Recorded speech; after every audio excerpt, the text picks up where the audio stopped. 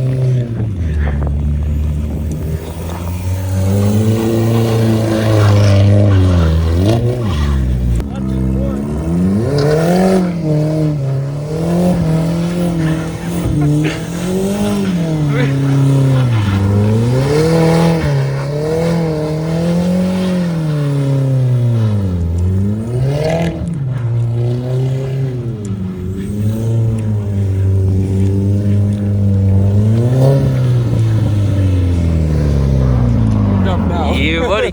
Is good. We also tried launching an F-150 Lightning.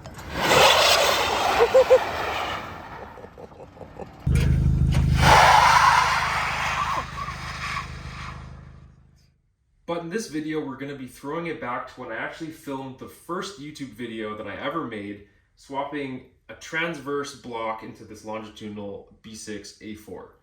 Now you might be wondering why the hell I swapped a transverse block into a longitudinal car, and the reason why was because these B6 cars, so between 2002 and 2005, the B6 chassis came with the AMB engine code.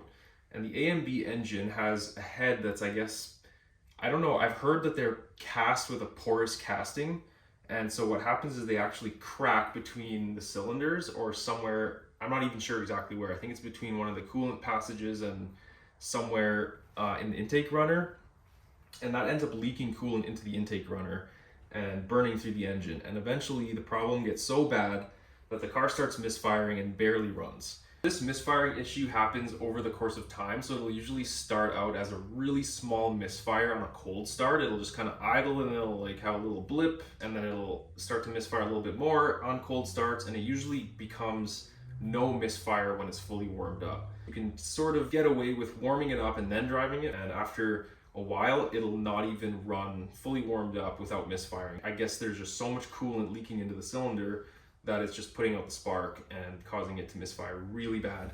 At the end of the day, the head is cracked, and so the only solution is to replace the head or the whole engine. So that's what we're doing. So the engine that came out of this car originally, the AMB, actually had that issue.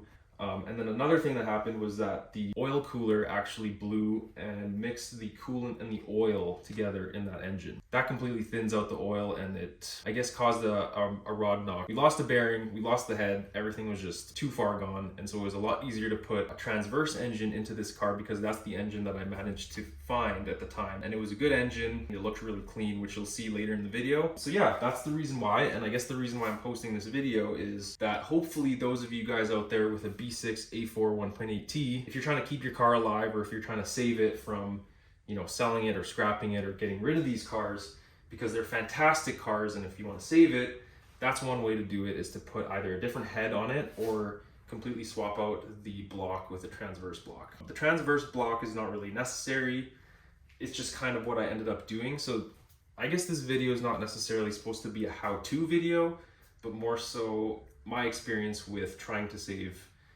this damn car. I love this car. It's a 6-speed manual, it's turbo obviously, and I've had it for so long and I still somehow love it. Like, it just does everything I need to do.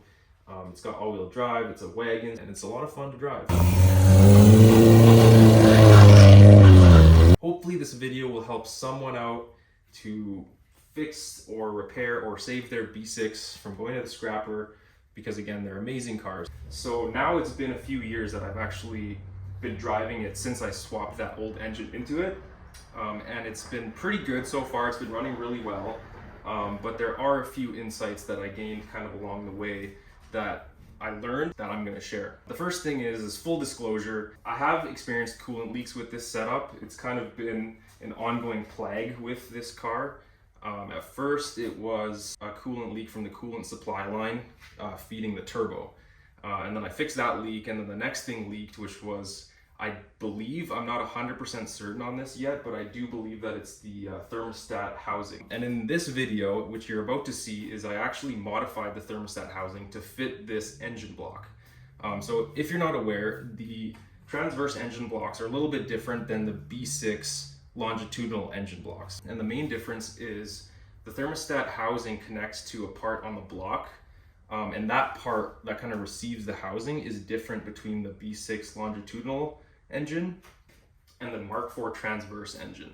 So in the Mark IV Transverse setup, there's a little lip on the inside of the thermostat housing part on the block. And so that actually accepts thermostat directly onto the block. And then on the Mark IV, you have another housing that goes on top of that, which feeds the coolant system. With the B6, it uses a completely different thermostat housing and actually an electronic thermostat, which is controlled by the ECU. To run a transverse engine block on this setup, you have to either modify the thermostat housing, or you can do what's known as a B5.5 coolant system conversion. So that's from the B5.5 Volkswagen Passat. I just learned about this conversion. I didn't even know about this until I just read about it. If you guys have any information about the B5.5 coolant system conversion for the B6, please leave a comment down below and let me know, and whoever else might need to know about that, because it is kind of a weird thing that you have to do, because you have to either sand down or machine down the thermostat housing. So you'll see me grind down that thermostat housing and get it to work in this engine block. But I mean, there are different options that I'm now aware of. So my setup might be leaking. I'm not sure. I still gotta fully dive into there and diagnose that. But one potential solution to that problem would be the B5.5 coolant system conversion. So the next thing that I want to bring up that's really important, that I think caused a little bit of an issue with this car. So if you've been following the channel, you probably would have seen that I replaced the head on this engine block a few months ago. And the reason that I did that was because at first I thought the cam chain tensioner failed, but upon thinking back to diagnosing it, the timing belt had actually skipped by 2 teeth. So to my knowledge, the timing belt tensioner may have failed. Again, later in this video, you'll see I installed a timing belt setup, and that included the hydraulic tensioner, which is known as a potential culprit for failure. So one thing that I would recommend is that if you're doing this swap, or if you're ever doing a timing belt on a 1.8T, definitely consider the manual timing belt tensioner. I'll put a link to that video either over here or in the description, so that you can see that video that I did when I actually installed the manual tensioner on this car. So now it has a manual tensioner and a different head than the old engine that you will see, but that's something that I learned along the way. So if you're doing this swap, do the manual tensioner. The next thing that I want to bring up is that I used the Valio single mass flywheel clutch conversion, which again you'll see later on, but it's been really good. But the only time that I found that that clutch was kind of not enough was if I start this car in the cold, and I'm talking like the Canadian winter cold. I've started this car and driven it in minus 35 degrees Celsius. But the one thing that I noticed is that if the car is cold like that and I get on the highway and I'm going usually uphill, if I step on it in 6th gear, the clutch will start to slip. And that's usually uphill in 6th gear at full boost when the car is really cold. So it's kind of like pushing the limit of the clutch in that scenario, but for daily driving and day-to-day, it works. For reference, this is a KO4 setup. It's got a front mount intercooler, 3-inch exhaust, test pipe. It still has a factory downpipe, which is a huge restriction, but we're going to be upgrading that soon. And it's also running an APR Stage 2 tune, which is super old. It's actually for a KO3. It still makes 20 pounds of boost and it still pulls really hard.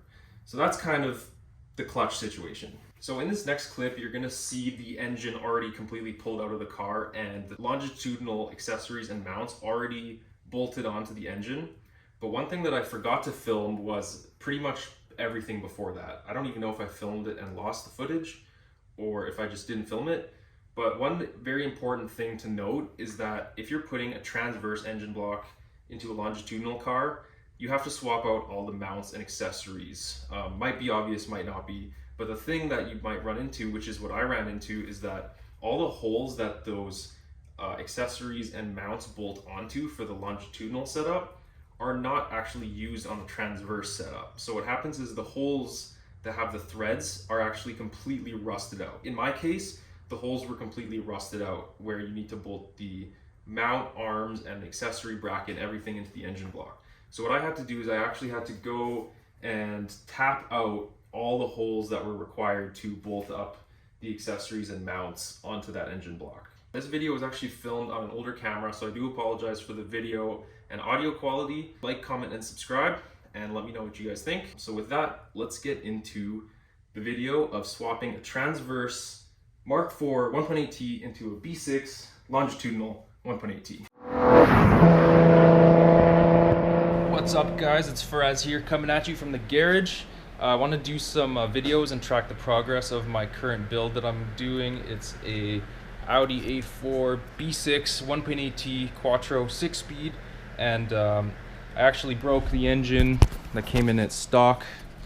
That's the old engine dead on the floor there, and I'm putting a Mark IV Jetta 1.8T engine in there as a replacement. So if you know what those are, you'll know that the Mark IV engine is transverse. So I'm actually rotating the engine from the transverse setup to the longitudinal setup. So there's actually a lot involved with kind of changing up the mounts, changing up all the accessories and everything to make it all bolt in. And I also had to modify some things to make it work, and I still have to actually do some of those modifications. So I'm going to try and get that all on video.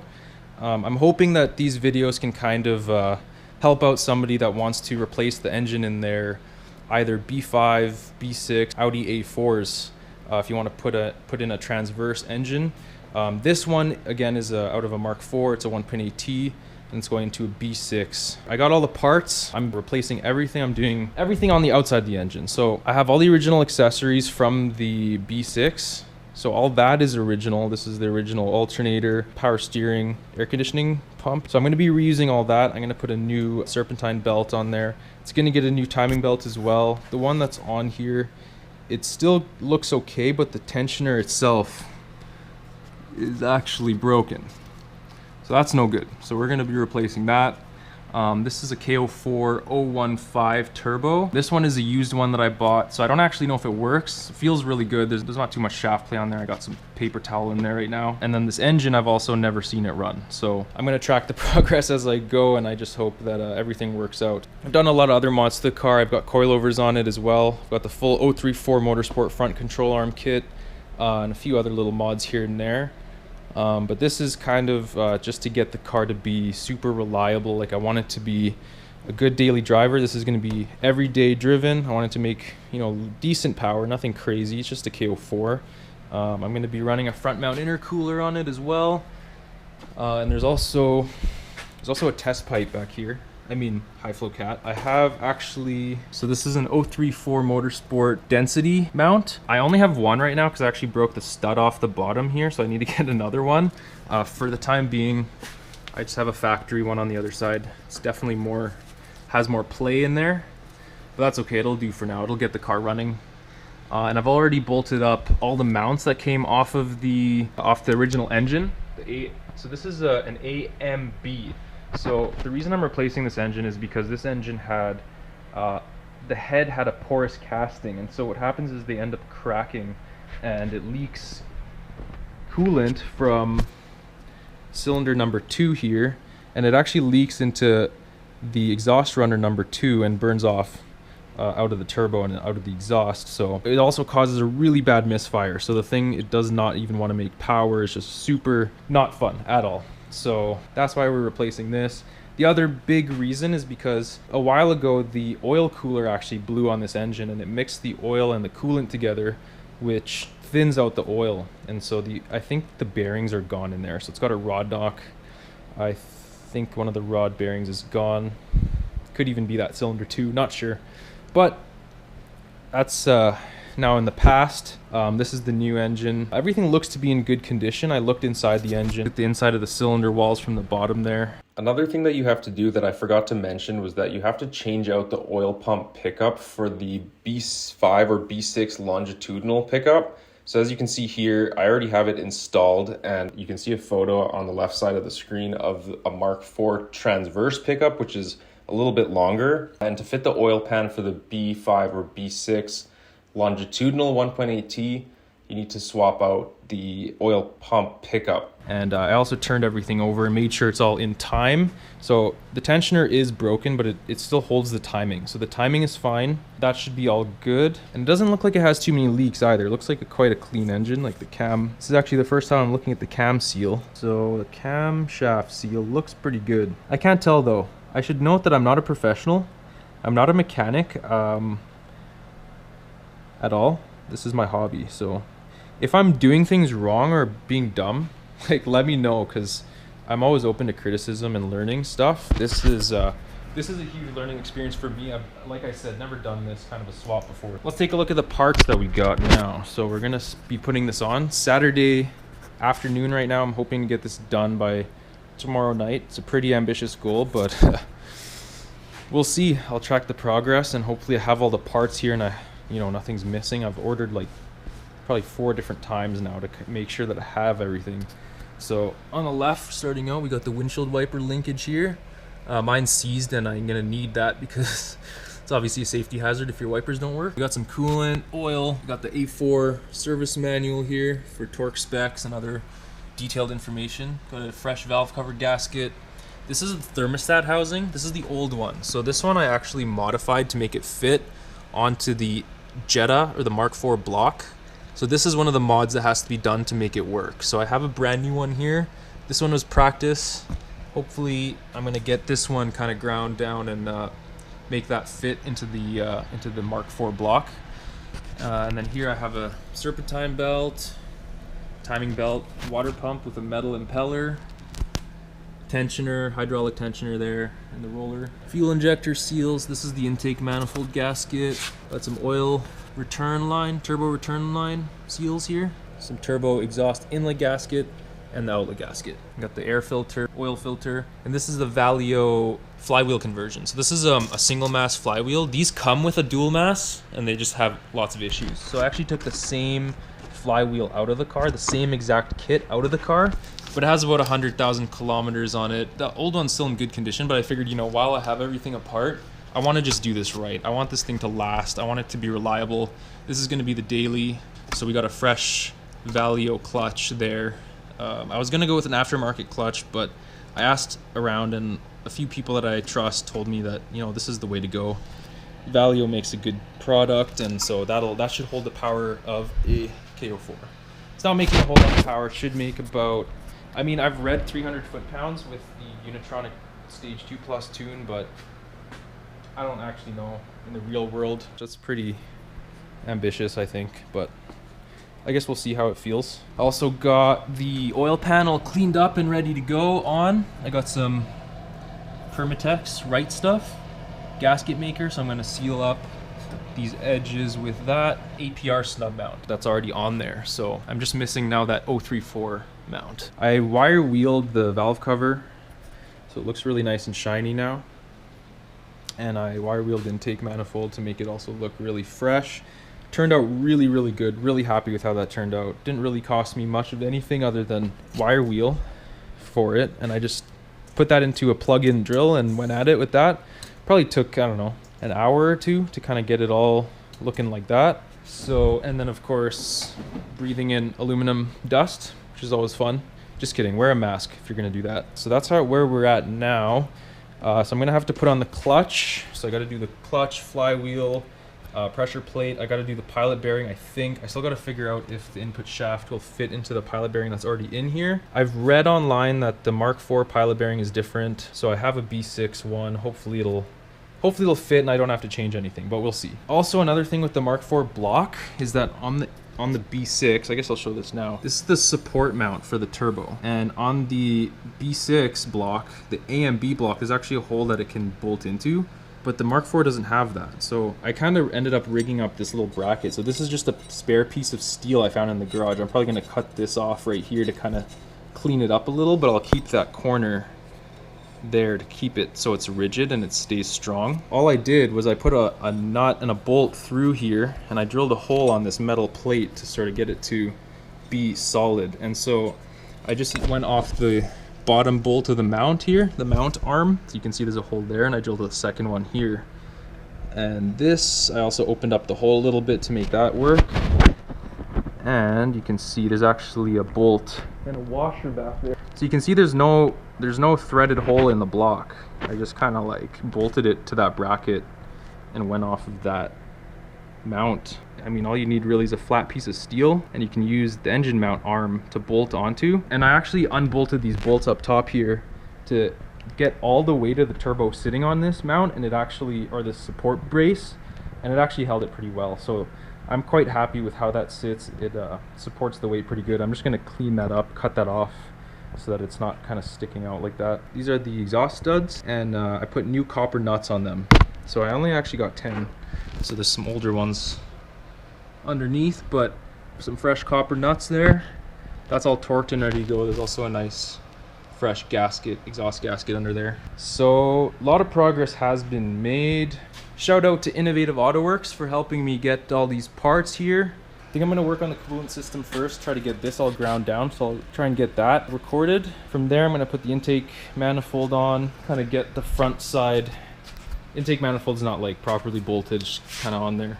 The thermostat housing is gonna go there, so I'll put that all up in there, and then gotta tighten this down, do a few little things under here, and we'll get the intake on. And then I got an RTV, the oil pan, get that on.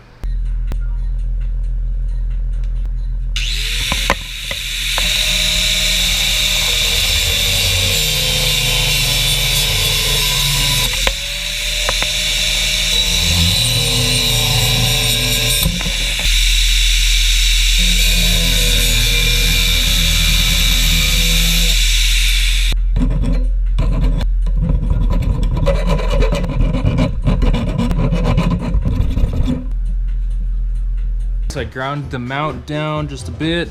So I have everything kind of threaded in. So I'm gonna just tighten down the turbo on the top just to get it to be in its final position. Just gonna tighten those. Get it just tight enough to get it to the right position where it's gonna sit. Tighten my mount, pretty tight. This one I also just gunned on with that little gun. Now, bottom's tight. Unscrew these. All right, so those are undone again. And you can see, if I take these out, the weight of the turbo is supported fully now by that mount. I just dropped my gasket. So the mount is completely supporting the turbo's weight now. And it actually does pretty good. So I'm happy with that.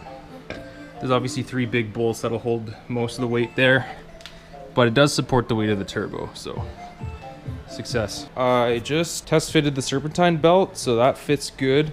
The turbo is now nice and solid on there. I have it all mounted up, tightened down, so that's all good. The new gasket's in there as well. And now I'm working on this thermostat housing. So this is the old one that I ground down, and as you can see now, the housing sits perfectly flush with the edge of the block. That section right there, that's what we want. So it fits really good in there. I put an O-ring on just to kind of test fit and make sure that it seals nicely, and I'm pretty happy with how it sits and how it felt when I was tightening it down. I did have to take off the alternator to get to this bolt here. I might have been able to get at it with like a flexi extension, but I figured I might as well rip the alternator off. So that sits in there nicely. So now I'm gonna take this brand new one, brand spanking new thermostat housing, and I'm gonna start grinding it down. So basically I need to take off a bit of that edge. I'll put this thermostat housing in to the block before I machine it to show kind of how much I need to shave off that. But that's looking pretty good. So here's the brand new housing. Took the old one out, and if I try to put this housing in, it doesn't want to sit fully down. So you can see there's actually a gap between the housing and the block. If I push it in, about a 1/16 of an inch of a gap. So I need to shave about that much down off of that surface there. And the thermostat sits inside there, just like that. And then I took the old housing and I put it back in with an O-ring. I didn't put any coolant. Whoop, there goes the socket. I didn't put any coolant on this to kind of lubricate it as it went in, but definitely if you're doing that, lubricate the O-ring. This one actually ripped the O-ring just a little bit when I tightened it down. So I'm gonna start shaving this new housing down. I'll get that on video and kind of show you how that looks. I've kind of been dreading this for a while, but today's the day to make it happen. So this will make that thing run. All right, so that concludes part 1 of the 3-part series of this engine swap. Thank you so much for watching. I'm gonna leave a link to the next video right here. It's gonna be posted very soon after this one. So if it's not posted when you're seeing this, it will be posted very soon. I will leave a link in the description for that as well. And definitely check that out. Make sure you like, comment, and subscribe, and hit the bell to get notifications if you want. And if you have any suggestions or comments, please leave them down below. And we'll see you in the next one.